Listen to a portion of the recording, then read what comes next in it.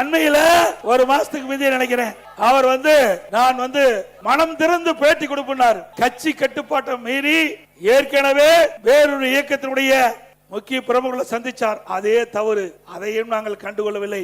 அத்திக்கட அவனாசி திட்டத்திலே பங்கு பெறவில்லை, அதையும் நாங்கள் கண்டுகொள்ளாமல் தான் இருந்தோம். அவருக்கும் உண்டான மரியாதையை நாங்கள் கொடுத்தோம். ஆனால் அவர் திருந்தவாடி அல்ல. அதற்கு மாறாக நான் மனம் திறந்து பேசுகிறேன் என்று சொல்லி இங்கே கோபுச்செட்டிப்பாளையத்திலே ஒரு பேட்டி கொடுக்கிறார். அந்த பேட்டியிலே அவர் சொன்ன செய்தி அங்க எல்இடி திரைக்காட்சியில பாருங்க. 10 நாள் என்னுடைய கருத்தை பிரதிபலித்திருக்கிறேன். இதற்கு ஒரு காலக்கெடு வைத்திருக்கிறேன். ஆக கெடு விதித்திருக்கிறார்.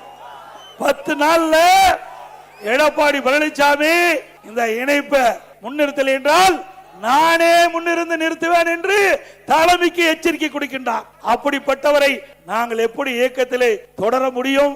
அப்படிப்பட்டவரை எப்படி இயக்கத்திலே தொடர்வதற்கு தலைமை அனுமதிக்கும் என்பதை எண்ணிப்பார்கள். மூத்த தலைமை கழக நிர்வாகிகளோடு கலந்து ஆலோசித்து தலைமைக்கு எதிராக பொது வெளியிலே பேட்டி கொடுத்ததுனால அவர் பதவியை விடுவித்தோம். அப்பொழுதாவது திருந்துவார் என்று பார்த்தோம். அப்பொழுதும் திருந்தவாடி அல்ல.